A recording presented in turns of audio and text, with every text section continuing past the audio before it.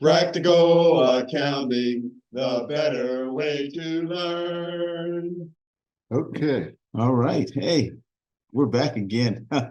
This time, here's my question. Gosh, what is a receivable?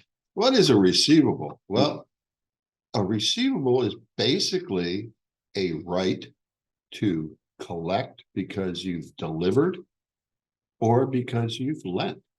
I guess that's a we, because we are the business in this particular. Yeah, we're the seller or the lender. Yeah, there's two major kinds. Yeah.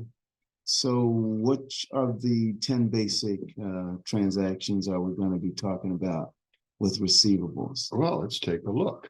First, we're doing sell, which is accounts receivable add and revenue add. Then we're doing collect, my personal favorite transaction, which is accounts receivable down and cash up. Yeah, we love that cash.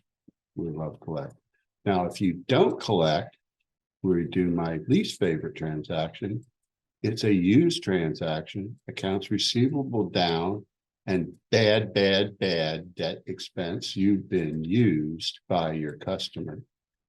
Later on, at the end of the module, we're going to go do a different kind of receivable. This is created by the lend transaction. We're basically acting as a bank, and we're asking our customers to sign a promissory note, and cash goes down. This could also be a reclass of accounts receivable or revenue, but we're going to treat it as a lend mostly. And then for the rest of the chapter, we're going to do what we always do. We're going to define key issues and terminology all on one page.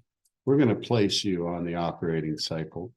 We're going to do a fairly comprehensive example on screen that you can follow along with, doing an aging set schedule to really do the big issue here. How do we create the allowance?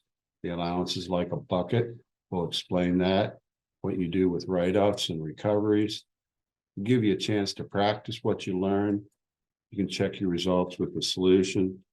Then there's an extra copy here just for whatever you can use for whatever. Then we're going to talk about credit card sales and how they're different than credit sales. Factoring, which is really similar, 3 parties in each. And we're going to move on to notes receivable, talk about lending and promissory notes and earning interest and collecting cash and how that's different.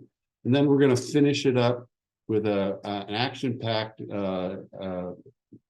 receivables management, internal controls and ratios. This one is particularly useful, not only for you future accounting majors out there, but also for all you entrepreneurs and everybody in business to learn how to manage accounts receivables, because accounts receivable are like fish. Oh, really? This ought to be interesting. Tell me about that.